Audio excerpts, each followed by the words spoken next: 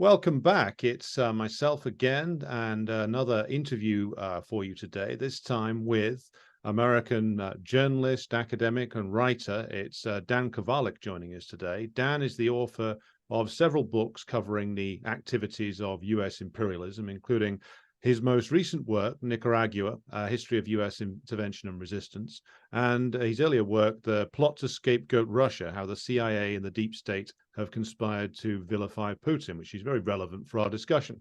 Dan Kovalik, welcome to the program. Thanks, Alexander. Very good to be here.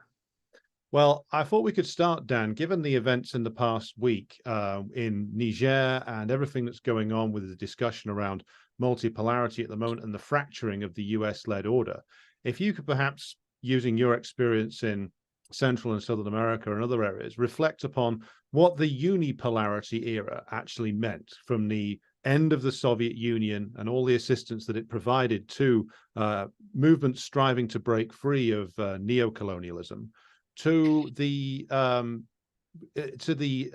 all the chaos that was unleashed by that the removal of that assistance and that collapse, and what that meant for the countries in the in what used to be called the Third World, now referred to as the Global South. Yes, well, in fact, it was an unmitigated disaster for those countries, and we can take a few examples. Cuba was absolutely devastated by it. Economically, it went through what was called the special period after this collapse of the Soviet Union. And I visited Cuba at that time in 1996. And the amount of suffering people went through at that time was just awful, because Cuba had depended a lot on economic support from the Soviet Union, and it just collapsed overnight. And the Cubans hadn't really prepared for that. And it took them easily a decade to come out of that, So that was one example of a country that really suffered from the collapse of the Soviet Union. I think another one that did and continues to suffer from it is South Africa. People probably forget now that the ANC, along with the Communist Party of South Africa, had a very robust social and economic program that they were preparing to put in place when they finally took power. And sadly, the ANC and Nelson Mandela did not come to power until after the collapse of the Soviet Union. And by that time, Mandela, we know that this happened, Mandela made a concession to de Klerk, where he agreed not to go through with those social and economic changes. It's called socialism. And he did so because he believed with the collapse of the Soviet Union, he just would not have the leverage to be able to put that in place. Again, that is just something that people probably don't think about a lot. But, and then look at South Africa now. It's a country that should be doing great for its people, and it's not. Economically, the people there, the Black population, is doing, some say, even worse than they were under apartheid. And the ANC has really done nothing economically and socially for the people. And so while they have political freedom and apartheid at least is officially gone, you still have incredible economic stratification. And there's no real signs that the ANC is prepared to make a change from that. So I really think that, well, and also I don't think, just one other example. In Nicaragua, I don't think it's a coincidence that, the Sandinistas lost their election in 1990 as the East Bloc was unraveling. Again, I just think that the balance of forces shifted greatly in favor of the capitalists and against liberation movements, against socialist movements. Again, in ways that I think very few people, even to this day, consider. And not only, by the way, in the third world, but also in the developed world, and even in the West, this was true, right? Yes. that basically the social democracies that existed, and they existed in response to the Soviet Union and what the Soviet Union was doing for its own people, they decided, well, we don't have to make those concessions to the working class anymore without the Soviet Union. And those social democracies largely disappeared. There's actually a famous story which came to mind because I flew through Berlin recently on the way to Russia, and the airport there is called the Willy Brandt Airport. Yes.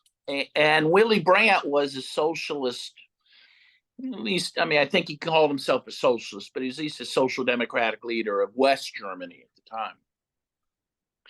And when the Berlin Wall came down, Gorbachev wanted to meet with Willy Brandt and kind of high-five him. And Willy Brandt refused to meet with Gorbachev.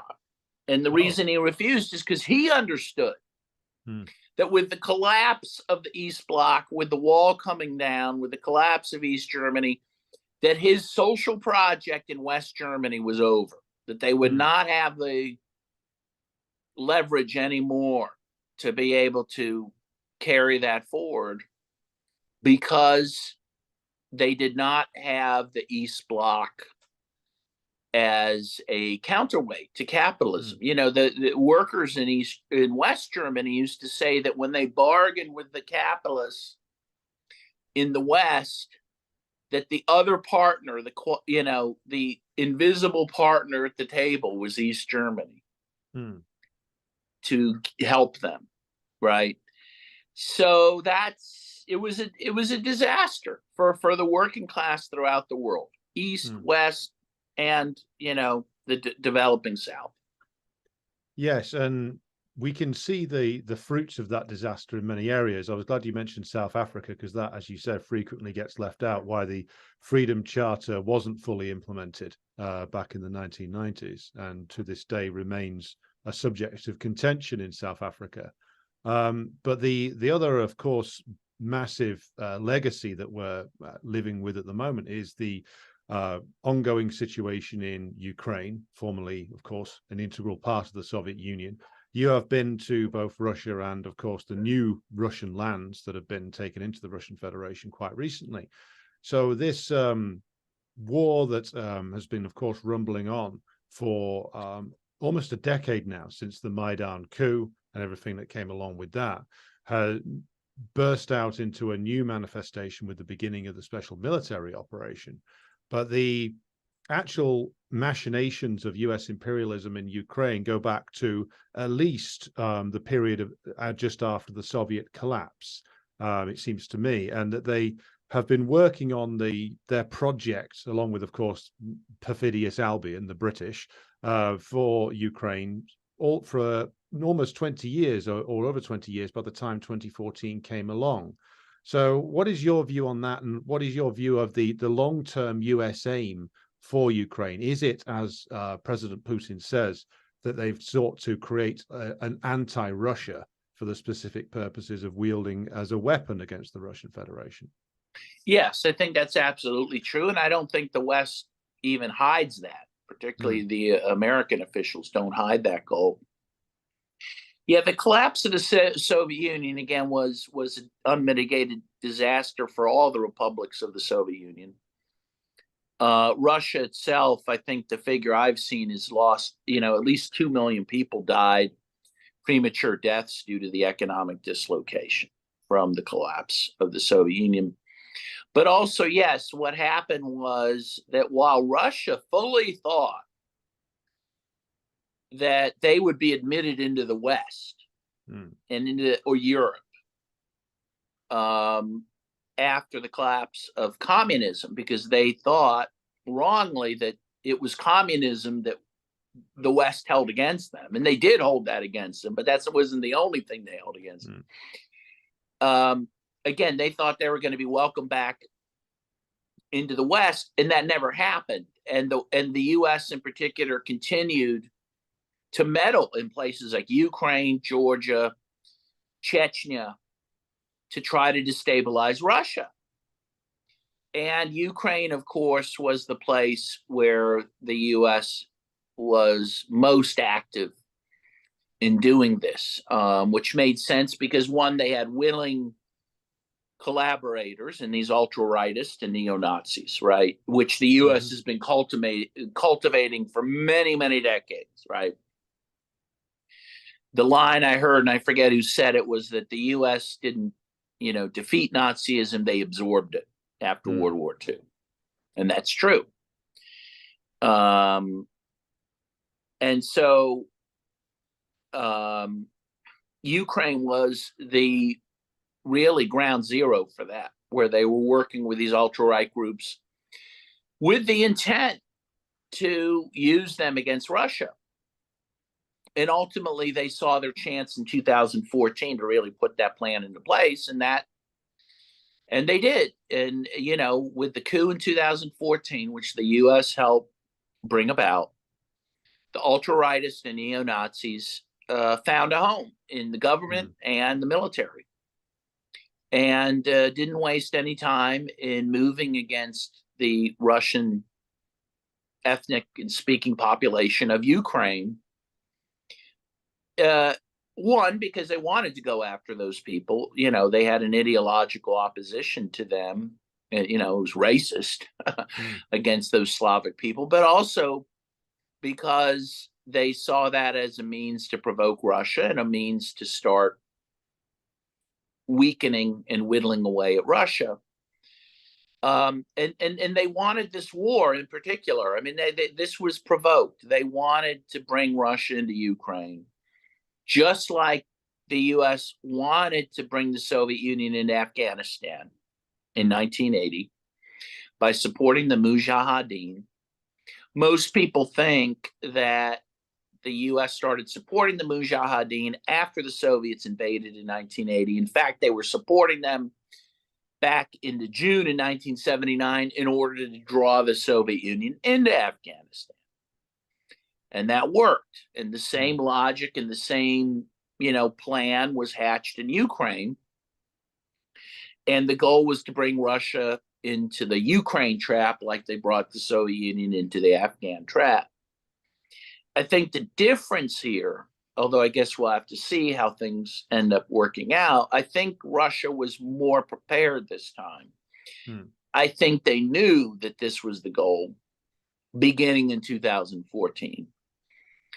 And they could have sprung, they could have acted more quickly. And the Communist Party of the Russian Federation wanted Russia to. They wanted them to move in 2014.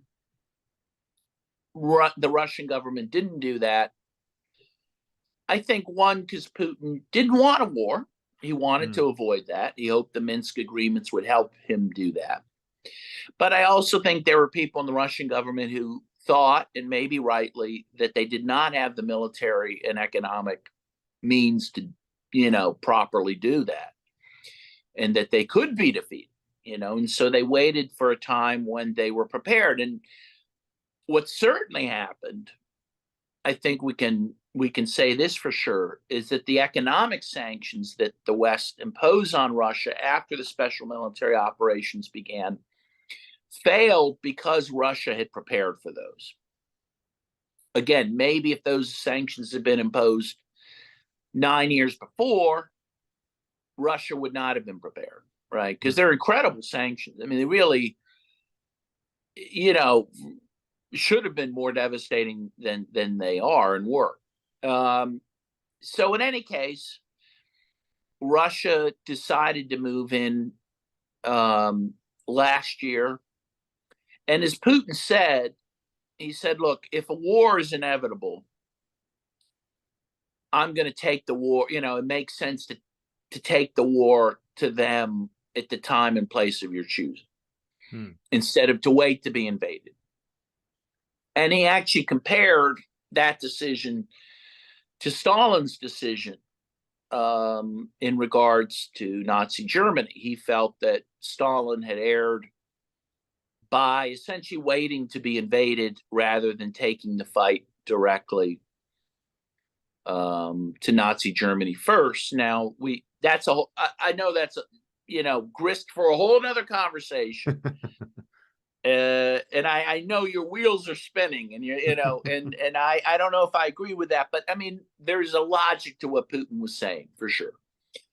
And so that's where we're at. And the goal has been and still is of the West is to destroy Russia.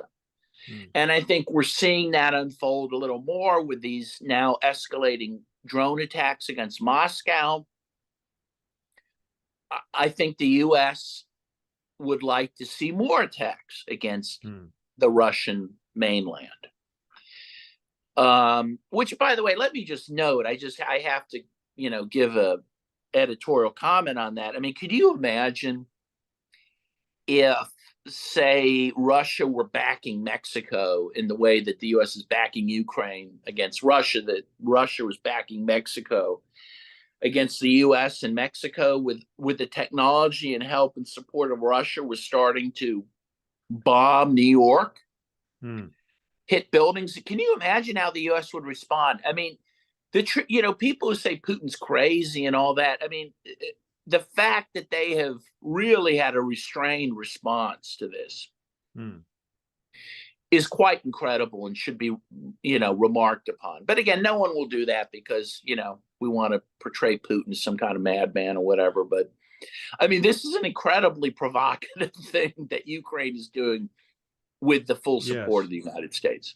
Yeah. Yes. Well, I imagine if Mexico started doing something like that, then Pete Buttigieg might get his campaign commitment fully realized, which is U.S. forces into Mexico. But that's a slightly separate conversation that maybe we can touch on later, given the threats that various people in the U.S. power structure have been making towards the Mexican government recently, of course, led by López Obrador. But certainly it wouldn't be a restrained response at all. Nor would the British response be similar if the Russians suddenly started aiding dissident Irish Republicans. It would be exactly what you would expect.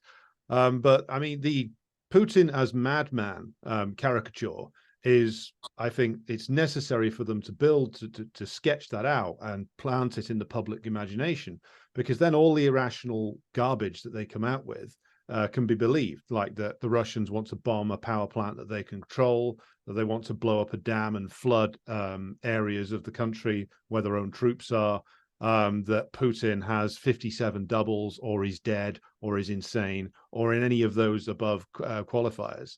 But they have to convince the population that they're dealing with a Bond villain, when in actual fact you have from what I can tell, a cautious, consensus-building Russian president who is anxious to carry with him the various elements of Russian elite opinion, and also not get too far ahead or too far behind of the general opinion of the Russian population. So what is your impression of the reality of Putin and his actions over the last, throughout his presidency, but particularly with regard to this current crisis? Yeah, well, I fully agree with you. I think he is a rational actor. I think he is a nationalist. I think he is I mean, if I were Russian, I would think he was a good leader for my country. I mean, he took them out of the horrible time of the 1990s, which by all accounts was horrible in Russia under Yeltsin.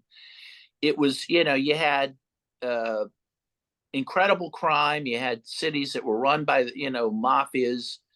One friend of mine in Moscow told me, she said, Dan, I was afraid of being raped. People were being raped in the streets in a way that this had never happened under the Soviet Union. She said she had two friends who had been raped. And as I said, economically, there was this dislocation that killed 2 million people. It was terrible. And Yeltsin was a horrible leader. I think anyone would agree with that, who was honest and who cared about Russia. And Putin changed that. He, I think, did what he could to get Russia back on its feet, economically, socially, politically, and in the world. And I think, he has not acted in an aggressive way. towards other countries. His only significant foreign policy, interventions have been one in Syria, which I think was a positive one. I've been to Syria twice. I was there twice in 2021, and I think when you see what that country went through and what devastation they suffered because of the terrorists who really terrorized that country for years, and you see the fact that Russia stopped them. I have nothing to say except I have nothing but respect for what Russia did in Syria, and then of course the other big effort's been in Ukraine. And again, when you compare what the U.S. has done in the same time period, the war in Iraq and the war in Libya and the war in Serbia, and those are just the major ones, right? And Afghanistan, and Somalia. I mean, the U.S. has been all over, and what they've done is just laid waste to these countries. And they've gone halfway around the world to do it. If you look at where Russia has been involved, it's been on the periphery, certainly of what was the Soviet Union. And so, yeah, I don't see Putin at all as a madman. I think he's been a great leader for Russia. I agree with you. I've listened to your podcast, that in some ways he is kind of just taped over a lot of contradictions within Russia. I mean, he's not the leader that you and I would want. He's not Vladimir Lenin or anything. But I think given what he was handed, he's done an amazing job. And given where the Russian people are, I mean, you're not going to reestablish socialism by fiat. Not that he'd necessarily want to do that, but the point is, that's going to happen or not happen because the Russian people fight for that, and honestly, they haven't shown the will to do that as of late. The one time that maybe could have happened was in 1996, but that was before Putin was president in any case. And I think even if you see how the Communist Party of the Russian Federation relates to him, I think they're pretty, and they could be criticized for this, but they're pretty much willing to go along with him on most things, and to work with him in coalition. And I think some of that's just pragmatic. I mean, they understand he's a very popular president. I mean, again, this is not the time to storm the Winter Palace. No one's going to come along with you, right? And so they're acting very cautiously, but I think it's because they understand that Putin, one, is popular, and two, that maybe he's the best that they can have, at least at the moment. So, and when I actually met with the head of the Communist Party in Donetsk, and he's pretty much said that. I mean, he spoke fairly highly of Putin, Again, I think maybe the Communist Party could be criticized for not being more militant, but again, it's tough to be a revolutionary in non-revolutionary times, and I don't think Russia's in a revolutionary situation. But I agree with some people, like my friend Roger Kiernan, if you know him, who co-wrote the book Socialism Betrayed, which is a great book. Oh yes, excellent book. Yeah, old-time commie, Roger. He predicted early on that this war would radicalize Russia, and it would move Russia more to the left. And I believe that's true, and I believe that is happening. So well, certainly, it seems to be the case in what the Russian communists say, that they focus a lot on the errors as they see it, and the defense of the oligarchs by United Russia, the party. And they often counterpose the actions of the parliamentary fraction of United Russia with Putin's stated wishes. Zyuganov will routinely say, the president correctly stated that we should be focusing on industry and science, whereas United Russia have blocked X, Y, and Z. So And they, I believe, Zuganov wrote an open letter to Putin, essentially offering to form a united front, essentially, until the war against NATO was won. Right. Yeah. No, I think that's right. And I think that again, that probably makes some sense. It should be stated that the Communist Party of the Russian Federation, I didn't even know this actually until I went to Donetsk. And again, I met with the head of the Communist Party there, a guy named Boris, nice guy. And I didn't know until he explained that the Communist Party of the Russian Federation was the prime mover in 2014 in pushing the referendums for autonomy in 2014 in Donetsk and Luhansk. I didn't know that, but that's a fact. And the other thing is that the Communist Party of the Russian Federation has been really the prime mover in pushing for the special military operation. They would have wanted it in 2014 if they had their druthers. And as you know, and as people might recall, it was a resolution put forward in the Duma by the Communist Party that led to Putin recognizing the independence of Donetsk and Luhansk. I think it was at the beginning of 2022. And that was a necessary legal step to do in order to lay the groundwork for the special military operation that followed. So again, they have some influence. They're the second biggest party. They are, playing a role, but again, it's a different role than in 1917. But again, I think it's a different time. Times may change. We'll see. But well, certainly it's an important one. I would say, given the fact that they are clearly able to impact upon the Russian government's thinking, and also that it seems to me that the last people who actually wanted a war were the Russian capitalist class themselves, because they knew that they would suffer a significant damage from the further sanctions that Biden would throw at them, further restrictions on moving their capital out of Russia, and of course losing access to markets and various other benefits that access to Western Europe and North America and Britain brings. So it seems that the Russian people, Russian working class, middle class, were much more in favor of the war than the Russian capitalist class were. I don't know what your reflection would be on that. No, I think that's absolutely true. And I think the other truth is that the people in Donetsk and Luhansk supported it too. I think we need to point that out. And I think those regions are more radical than the rest of Russia. I mean, I think they're going to end up pulling Russia to the left as well. I mean, the people there, they named themselves People's Republics, right? And when they had independence in 2014.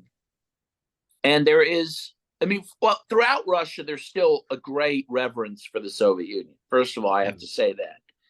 A lot of people still miss the Soviet Union, even very regular people you'd be surprised to hear that. I have a friend in St. Petersburg, for example. And by the way, a lot of them still call it Leningrad. And I still call it Leningrad. I'm sure you do too. And a lot of them do. And she sells hats. She works for a haberdashery. She's kind of if you met her, you'd think she was just this kind of normal middle class person, nice person, but she's very nostalgic for the Soviet Union. When she was born in Leningrad and she was born in the Soviet Union, and a lot of people will tell you it was better then, and they felt they felt it was economically, socially better place. The other thing a lot of people say, and this makes total sense, but it was interesting to hear people say it, is that when the Soviet Union existed, despite any shortcomings and failures it had, and of course it did, because it was a human project, so it's going to be imperfect, there was a dream, there was a vision to work towards, right? That the socialism gave them. They were working as a nation towards something. And that meant something to people, right? That they felt in their daily lives that what they were doing meant something because it was towards a greater goal. And that doesn't exist anymore. People will say that. We don't have a dream anymore, right? I mean, we're proud of our country. We like our country. But that dream doesn't exist.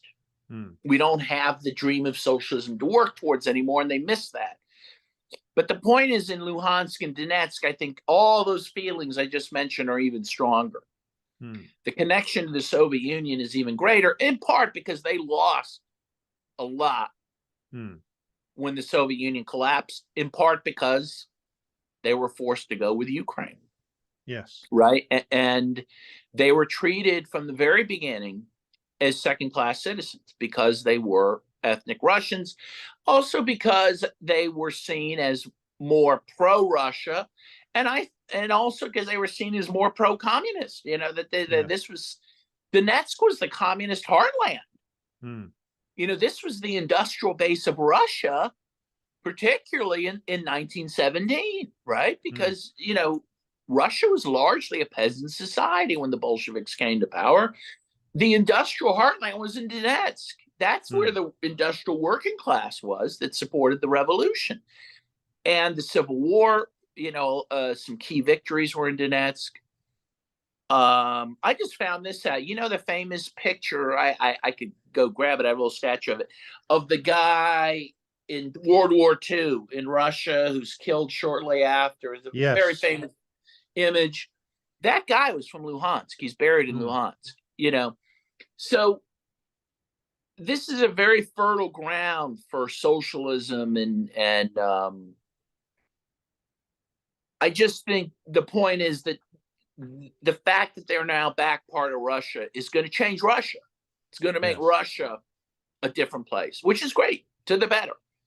Yes. And I urge people, if you can get there, if you can get to Donetsk or Luhansk, go there, meet the people. I mean, it's a people, reminds me of going to Nicaragua. These are revolutionary people. They're militant people. Having to be in conflict changes people, can make people better, could make people worse. In this case, I think it's largely made people better. I think, and a lot of them see themselves as fighting not under the Russian flag or Ukrainian, but under the Soviet flag. When they retook that steel mill in Mariupol, they put the Soviet flag up on top. Anyway, those are my 2 cents. That's an interesting point, because the presence of not Russian patriotism but Soviet patriotism seems to be has been an animating factor since 2014 in Donetsk and Luhansk, and this, of course, brought them into an interesting distinction between them and some of the Russian nationalist guys, like that Strelkov character who went over there and wanted to do some stuff, and he found that his politics weren't at all the politics of the people who are setting up those people's republics. But more broadly, Dan, I think the question over the place of Donetsk within Ukraine was always, as you note in one of your articles, something of an awkward one, coming from sort of rule by fiat, a sort of fiat decision by Khrushchev to draw a new administrative boundary, which nobody ever thought would matter, because nobody ever thought that the country would just implode. But the other thing that I've seen Russian Marxists talk about is, and I've seen the Ukrainian Communist Party, which is now, of course, in exile, talk about, is that there was a very vicious, not just regional war, but class war that was waged in Ukraine from 1991 through to up to 2014 and the events then, that was waged by the domestic Ukrainian oligarchy against the Ukrainian working class and the Eastern Ukrainian working class in Donbas in particular, because, as you said, a core, they were the hardcore element of the old Ukrainian Communist Party vote. They were also, those who didn't vote for the Ukrainian Communist Party were voting for Yanukovych's Party of the Regions, which has a somewhat dubious reputation, but wanted, I think it's fair to say, maybe you can correct me if I'm wrong, the Yanukovych's position was to balance, or try to balance, between the West and Russia, and trying to maintain that. And so there was a ferocious hostility towards the East all the way through from 91, culminating, or partially, in 2003 to 4 with the so-called Orange Revolution, then really with the brutal coup that was waged in 2013 to 14. So I wonder if you could comment on that element, the fact that the the Ukrainian capitalist class that emerges is this very parasitic thing that, as Putin has noted, and the communists have noted, deindustrialized and asset stripped a huge areas of that Soviet industrial legacy. And the fact that the Donbas was a center of working class resistance seems to have whipped up their hysterical opposition to the people there to ever greater heights, possibly motivating a lot of what happened in 2014. But what are your thoughts on that class element there? No, I think that's right. And people in Donetsk will tell you, and also in Crimea, I visited Crimea as well this year, will tell you that after 1991, the collapse of the Soviet Union, their areas were largely ignored by the government in Kiev. You know, they were treated again as kind of an afterthought. And as you say, I think in large part because Kiev didn't want to invest in these areas that they saw as you know, progressive working class areas. I'll just again I'll tell you one little thing. So like I went to Sevastopol, which is in Crimea, and although they're also independent, they're like an independent city state that, you know, that within a state, which is kind of interesting. But in any case, Sevastopol was known as the most Soviet city in Russia and the most Russian city in Ukraine. Okay. So you can imagine the Ukrainian government in Kiev after Yanukovych had no use for Sevastopol. And it's interesting, in Sevastopol, in the city hall still has the red star with a hammer and sickle outside the door. You know, they're very pro-Soviet in Sevastopol. In fact, when you go there, you think you're still in the Soviet Union in terms of a lot of the monuments and different things. Though that's true in a lot of places. I mean, I was surprised, by the way, even in St. Petersburg and Moscow, how, you know, many statues of Lenin are still there and many Soviet symbols. I was surprised to see that, you know. But in a place like Sevastopol, that's even more true. And again, amongst the people in Donetsk, that's even more true. So I think you're absolutely right. And when you talk about Yanukovych, you were right, spot on. I was also told that, you know, that you have to understand with Yanukovych and his overthrow, what that overthrew was a government that was trying to kind of mediate between the east and west of Ukraine, between Russia and Europe. It was trying to keep a balance there, a healthy balance to keep Ukraine together as a nation. Once Yanukovych was overthrown, that balance was out of whack. And you had a government that was totally pro-EU, pro-US, but more importantly, it cared more about the people in the West than it did in the East. And it began a war against its own people in the East. And if people don't understand that fact, they don't understand this conflict whatsoever. And I say that to people, you know, if you don't know the word Donetsk and Donbas and Luhansk, you really don't know anything about the conflict. You're out to lunch, you know. And people don't know it because we've been, you know, we have not been told about it. You know, for about 9 years, the Western press barely covered the conflict in Donbass. They pretended it didn't exist. It'd be covered a little here and there, but not very much. And then, of course, once Russia began its special military operations, the press tried to pretend it never happened, right? That there was never a conflict in the Donbass. But there was, and there's, you know, historic reasons for that.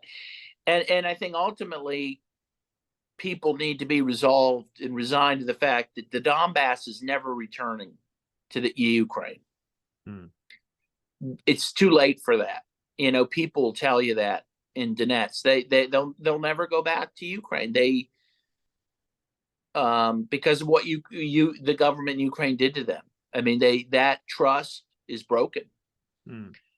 And that's just a fact. This war, I think, can't end with the Donbass returning to Ukraine. It's just not possible.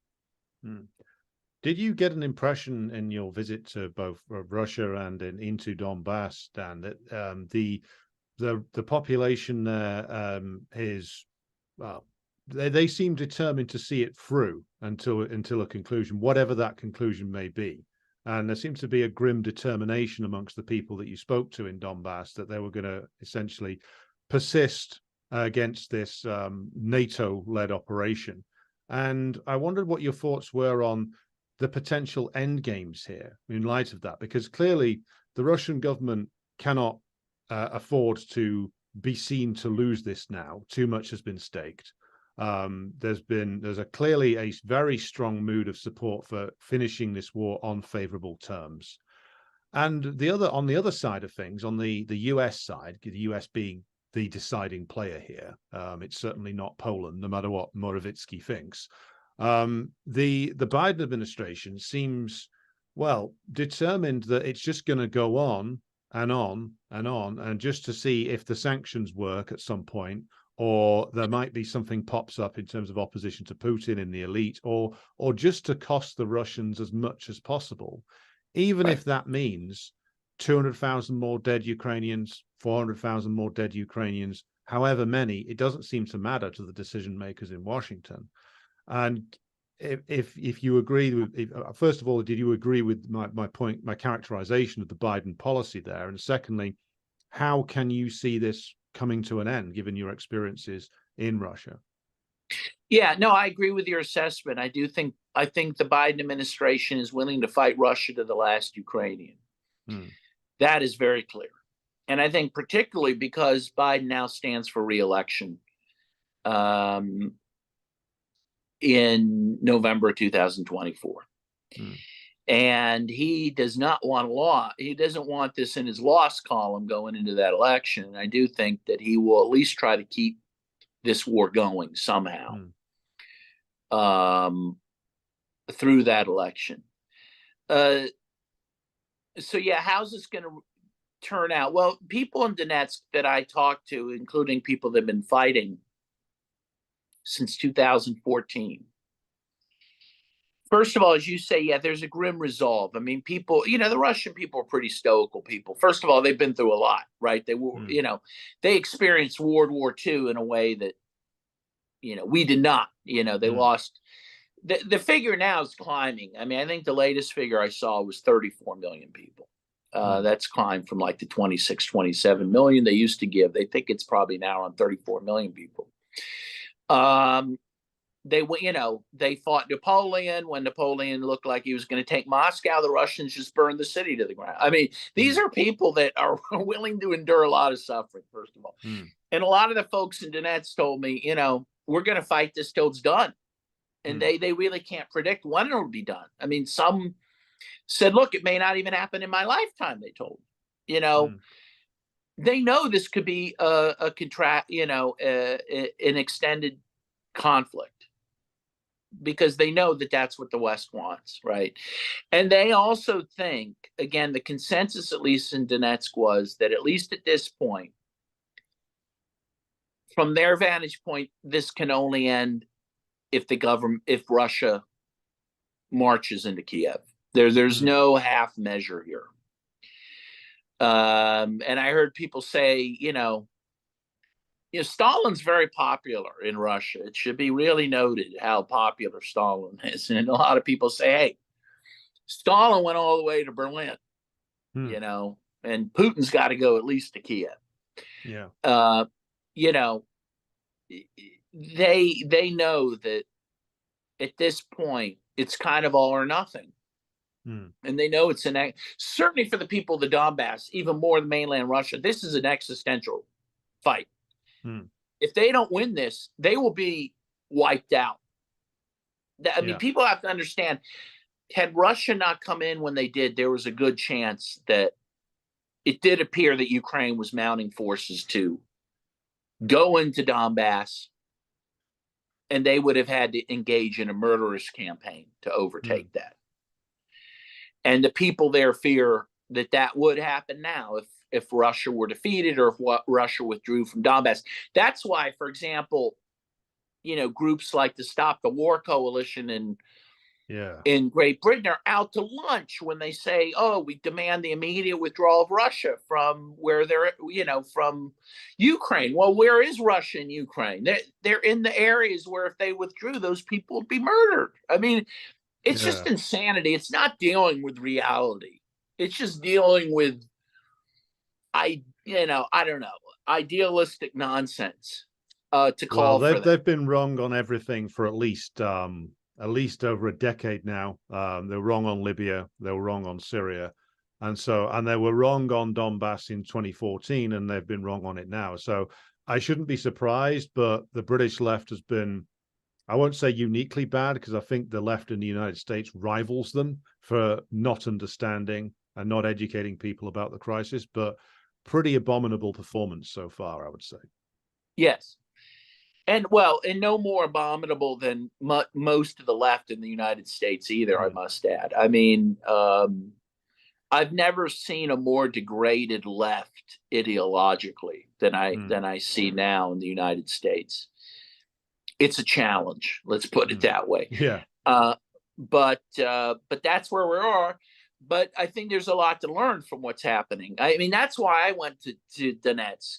Mm, I mean, I said to myself, okay, the world the world's axis is now in Donetsk and mm. Donbas. That every right, the whole balance of the world forces is going to whatever that's going to be is going to be determined in this little plot of land Mm. in the eastern part of Ukraine, right? Yeah. And so one has to go there and see what the heck's going on. Why is this happening? Who are these people that are fighting there? Why are they fighting?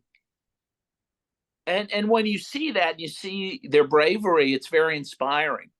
I Mm. mean, I feel more hopeful now than I ever have since the collapse of the Soviet Union Yes. that a better world is possible. And it's strange that it took the special military operation for a lot of the world to feel that way. I don't think anyone predicted that the multipolar world would be birthed almost overnight by that, but it was.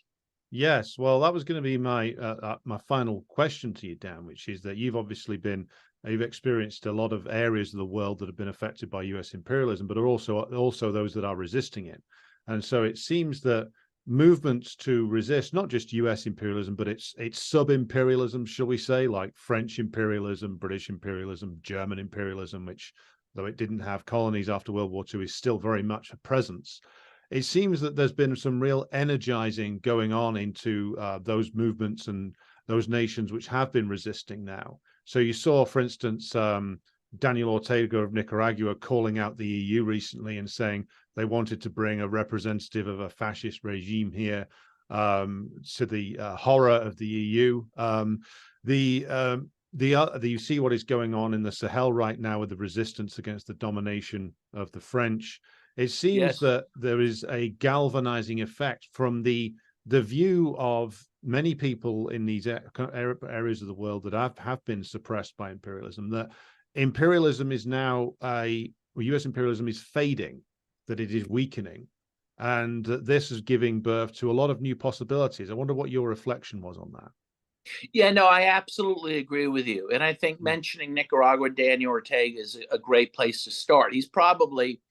Daniel is probably the most fervent supporter of the special military operations outside of Russia. mm, And I was just in Nicaragua for the July 19th celebrations. mm, And by the way, he highlighted Burkina Faso during those celebrations. He always takes the opportunity during those celebrations really to educate his people, and usually about a different country that no one knows about, like West Sahara one year, and mm. this year Burkina Faso. And he mentioned Thomas Sankara, who he knew, and he had someone from Burkina Faso talking. I mean, but all this is in the context of what's happening globally. There's no question that Nicaragua feels empowered Mm. by what has happened with Russia and the special military operations. I think that's true with Cuba and Venezuela, with these four countries in the Sahel that are now being led by anti-Western leaders. Mm-hmm. I've made the comparison. The U.S., since the collapse of the Soviet Union, has had its run of the world. It has been the bully in the schoolyard of the world. And I think that it's clear to me when Russia on February 24th, 2022, decided to fight back, the first country that really decided, okay, I'm going to punch the bully in the nose. Most of the world cheered, even if it was quiet, because they were tired of it. They were tired of the U.S. getting its way, going to war of, its war of choice at will, no one being able to stop them. And finally, they said, Russia is standing up to them. And I think it had a huge impact throughout the world. I think the whole world was like applauding. Again, at least the part of the world, most of the part of the world. And I think China knows. China's an interesting country, of course, and it's a little hard to discern what the leadership's thinking. But they have to know, too, that Russia fighting NATO, and that's what they're doing, and they're eating up all of NATO's munitions, that Russia doing that is protecting China, because the U.S.'s big goal is to go after China. They see Russia as, the country it needs to go through first to do that. But they want to go after China. But the fact Russia is successfully resisting NATO means that China is much better off, more protected, and so they have to know that, So it makes sense in many ways what happened. But again, I don't think anyone could have predicted it.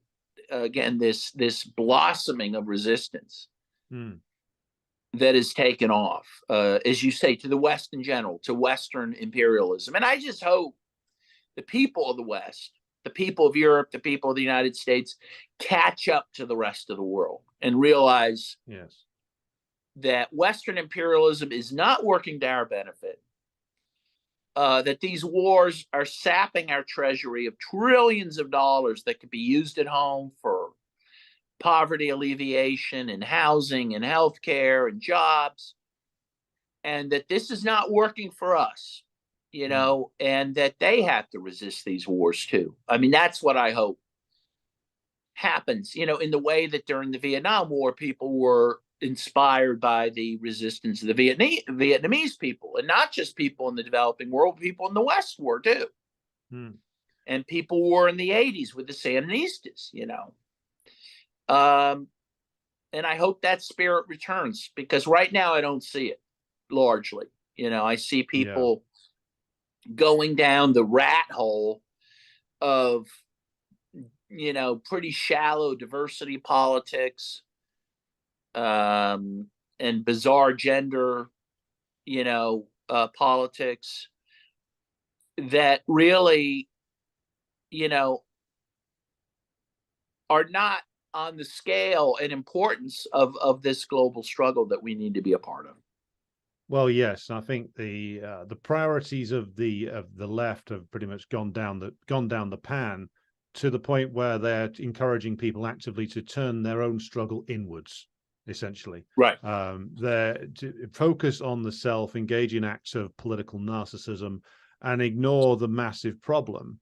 Because I think part of it is that a lot of them can't comprehend the sheer depth of the crisis that American imperialism and British imperialism and French imperialism is actually in, because it has been in an escalating crisis since at least 2008, been unable to really pull itself out of it.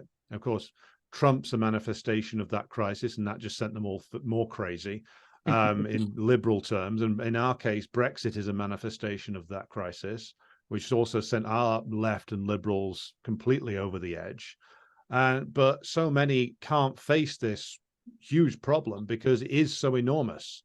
So they turn inwards rather than grapple with it. And the fact that the ruling class is so militantly opposed to even the reemergence of a Bernie Sanders social democracy, it it makes it clear that if, as you say, if we're going to do anything, we need to take inspiration from people who've had far tougher struggles in far more extreme circumstances, because the ruling class of Britain and the United States are not going to give up this parasitism they've been engaged in a hurry, not unless they're confronted with something serious. No, absolutely. Well, that's the thing. And I'll end on the note that, we have a world to win and nothing to lose but our chains, Alexander. Exactly right.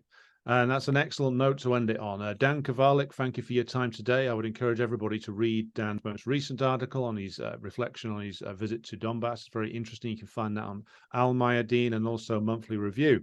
Dan, thank you for joining me. Thank you, comrade. All right.